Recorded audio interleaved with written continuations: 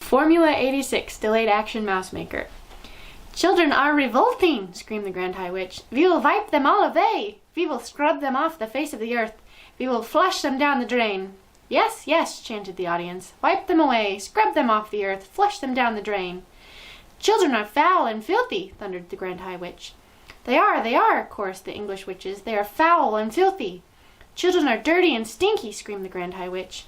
Dirty and stinky, cried the audience, getting more and more worked up. Children are smelling of dogs' droppings, screeched the Grand High Witch. Pooh, cried the audience. Pooh, pooh, pooh. They are worse than dogs' droppings, screeched the Grand High Witch. Dogs' droppings is smelling like violets and primroses compared to the children.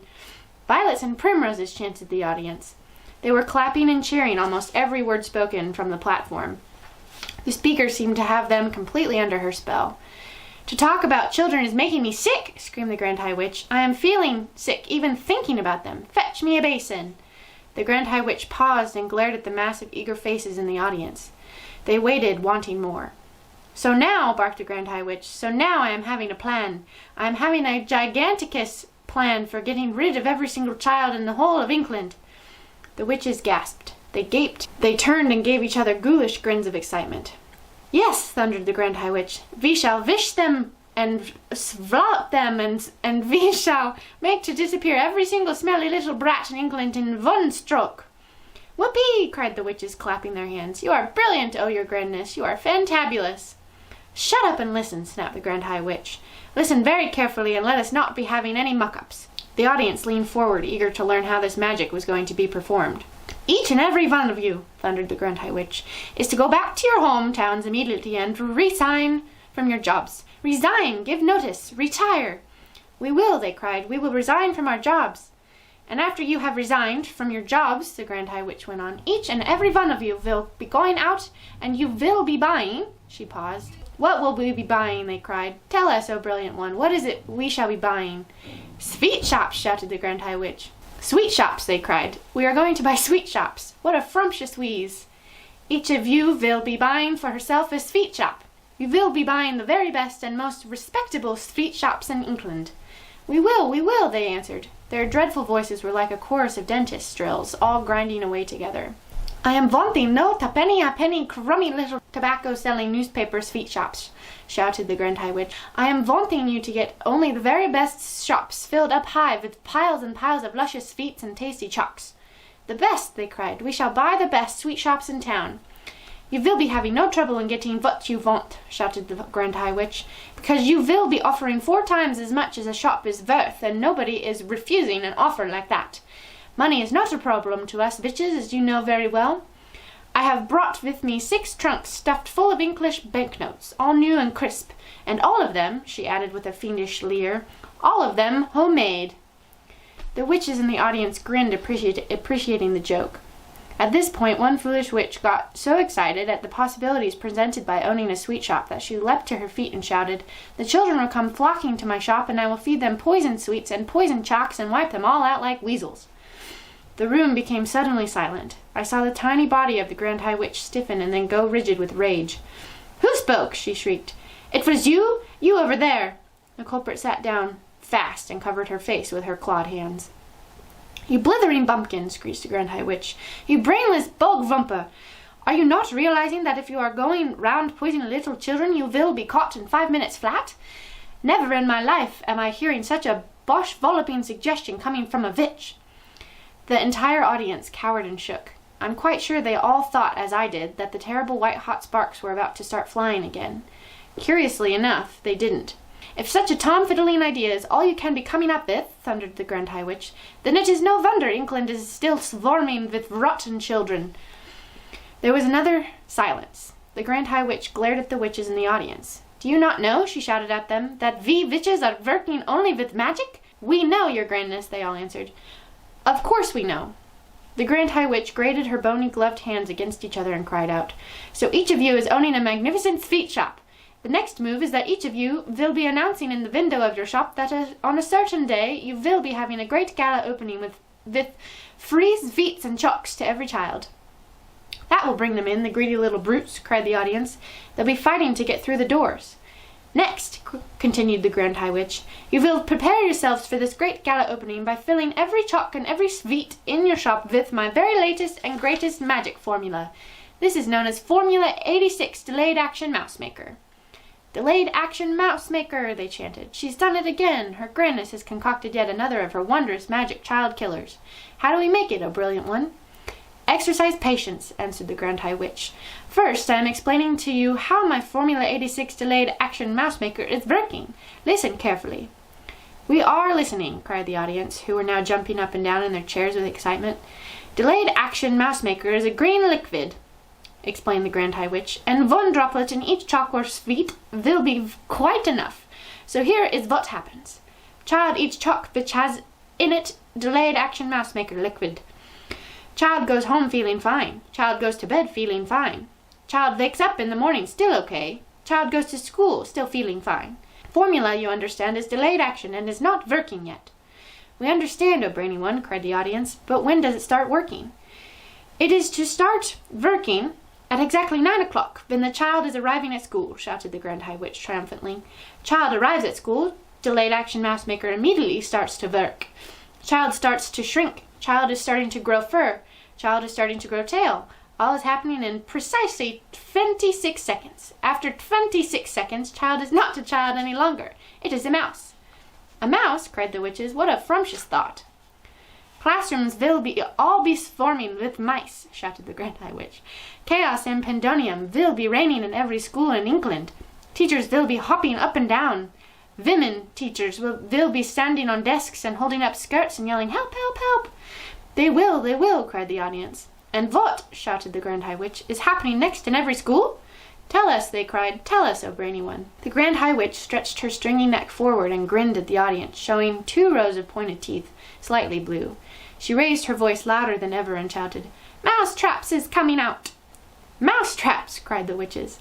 And cheese, shouted the Grand High Witch. Teachers is all rushing and running out and getting mouse traps and baiting them with cheese and putting them down all over the school. Mice is nibbling cheese. Mouse traps is going off. All over school, mouse traps is going snappity-snap, and mouse heads is rolling across the floors like marbles.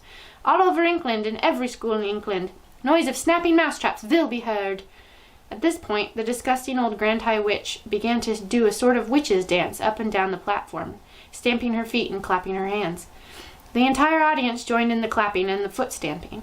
They were making such a tremendous racket that I thought surely Mr. Stringer would hear it and come banging at the door, but he didn't. Then above all the noise I heard the voice of the Grand High Witch screaming out some sort of awful gloating song. Down with children, do them in, boil their bones and fry their skin, bish them, squish them, bash them, mash them, break them, shake them, slash them, mash them. Offer chalks with magic powder. Say eat up, then say it louder. Cram them full of sticky eats, send them home still guzzling sweets, and in the morning little fools go marching off to separate schools. A girl feels sick and goes all pale. She yells, hey look, I've grown a tail. A boy who's standing next to her screams, help, I think I'm growing fur. Another shouts, we look like freaks. There's whiskers growing on their cheeks. A boy who was extremely tall cries out, what's wrong? I'm growing small. 4 tiny legs begin to sprout from everybody round about, and all at once, all in a trice, there are no children, only mice. In every school is mice galore, all running around the schoolroom floor. And all the poor demented teachers is yelling, hey, who are these creatures? They stand upon the desks and shout, get out, you filthy mice, get out. Will someone fetch some mousetraps, please? And don't forget to bring the cheese.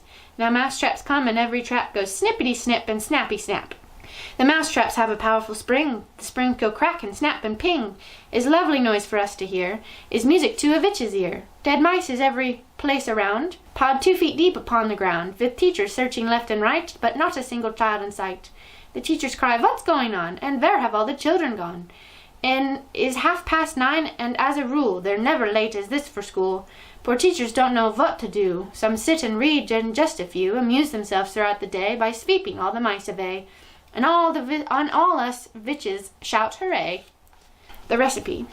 I hope you haven't forgotten that while all this was going on, I was still stuck behind the screen on my hands and knees with one eye glued to the crack.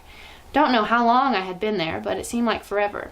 The worst part of it was not being allowed to cough or make a sound, and knowing that if I did, I was as good as dead. And all the way through I was living in constant terror that one of the witches in the back row was going to get a whiff of my presence through those special nose holes of hers. My only hope as I saw it was the fact that I hadn't washed for days. That and the never-ending excitement and clapping and shouting that was going on in the room. The witches were thinking of nothing except the Grand High Witch up there on the platform, and her great plan for wiping out all the children of England. They certainly weren't sniffing around for a child in the room. In their wildest dreams, if witches have dreams, that would never have occurred to any of them. I kept still and prayed. The Grand High Witch's dreadful gloating song was over now, and the audience was clapping madly and shouting, "Brilliant! Sensational! Marvelous! You are a genius, O brainy one! It is a thrilling invention, this delayed-action mouse maker. It is a winner. And the beauty of it is that the teachers will be the ones who bump off the stinking little children. It won't be us doing it. We shall never be caught." "Witches are never caught," snapped the Grand High Witch. "Attention now! I want everybody's attention, for I am about to be telling you what you must do to prepare Formula 86 Delayed-Action Mouse Maker." Suddenly there came a great gasp from the audience. This was followed by a hubbub of shrieking and yelling, and I saw many of the witches leaping to their feet and pointing at the platform and crying out, "Mice! Mice! Mice! She's done it to show us. The brainy one has turned 2 children into mice, and there they are." I looked toward the platform. The mice were there all right, 2 of them running around near the Grand High Witch's skirts. But these were not field mice or house mice or wood mice or harvest mice. They were white mice. I recognized them immediately as being my own little William and Mary. "Mice!" shouted the audience. "Our leader has made mice to appear out of nowhere. Get the mousetraps! Fetch the cheese!" I saw the Grand High Witch peering down at the floor and staring with obvious puzzlement at William and Mary. She bent lower to get a closer look. Then she straightened up and shouted, "Quiet!" The audience became silent and sat down. "These mice are nothing to do with me," she shouted. "These mice are pet mice. These mice are quite obviously belonging to some repellent little child in this hotel. A boy it will be, for a certainty, because girls are not keeping pet mice." "A boy?" cried the witches. "A filthy smelling little boy. We'll swipe him. We'll swizzle him. We'll have his tripes for breakfast." "Silence!" shouted the Grand High Witch, raising her hands. "You know perfectly well you must do nothing to draw attention to yourselves while you are living in the hotel.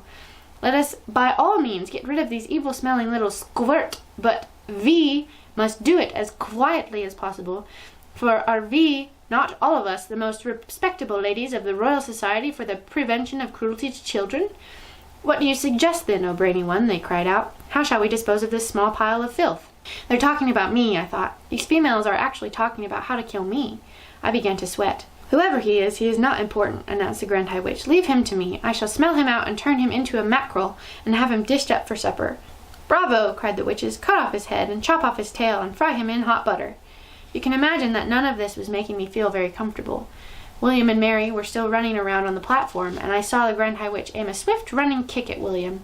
She caught him right on the point of her toe and sent him flying. She did the same to Mary. Her aim was extraordinary. She would have made a great football player. Both mice crashed against the wall, and for a few moments they lay stunned. Then they got to their feet and scampered away.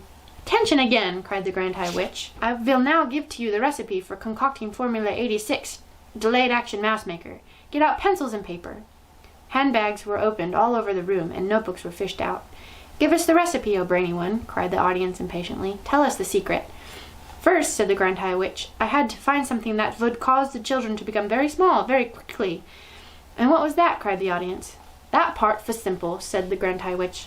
"All you have to do, if you are wishing to make a child very small, is to look at him through the wrong end of a telescope." "She's a wonder," cried the audience. "Who else would have thought of a thing like that?"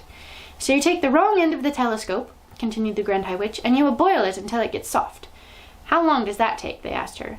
21 hours of boiling," answered the Grand High Witch. "And while this is going on, you take exactly 45 brown mice, and you chop off their tails with a carving knife, and you fry the tails in hair oil until they are nice and crisp." "What do we do with all those mice who have had their tails chopped off?" asked the audience. "You simmer them in frog juice for 1 hour," came the answer. "But listen to me. So far I have only given you the easy part of the recipe. The really difficult problem is to put in something that will have a genuine delayed action result, something that can be eaten by children on a certain day, but which will not start working on them until 9 o'clock the next morning, when they have arrived at school." "What did you come up with, O brainy one?" they called out. "Tell us the great secret." "The secret," announced the Grand High Witch triumphantly, "is an alarm clock." "An alarm clock!" they cried. "It's a stroke of genius." "Of course it is," said the Grand High Witch. "You can set a 24-hour alarm clock today, and at exactly 9 o'clock tomorrow it will go off." "But we will need 5 million alarm clocks," cried the audience. "We will need one for each child." "Idiots!" shouted the Grand High Witch. If you are wanting a steak, you do not cook the whole cow. It is the same with alarm clocks. One clock will make enough for 1,000 children. Here is what you do. You set your alarm clock to go off at 9 o'clock tomorrow morning. Then you roast it in the oven until it is crisp and tender. Are you writing this down? We are, your grandness, we are, they cried. Next, said the Grand High Witch, you take your boiled telescope and your fried mouse tails. Next, said the Grand High Witch, you take your boiled telescope and your fried mouse tails and your cooked mice and your roasted alarm clock, and all together you put them into the mixer. Then you mix them at full speed. This will give you a nice thick paste. While the mixer is still mixing, you must add it to the yolk of one Gruntel's egg. A Gruntel's egg, cried the audience. We shall do that. Underneath all the clamor that was going on, I heard one witch in the back row saying to her neighbor, I'm getting a bit old to go birds nesting. Those ruddy Gruntels always nest very high up. So you mix in the egg, the Grand High Witch went on, and one after the other you also mix in the following items: the claw of a crab cruncher and the beak of a blabbersnitch, the snout of a grobblesquirt and the tongue of a cat springer. I trust you are not having any trouble finding those. None at all, they cried. We will spear the blabbersnitch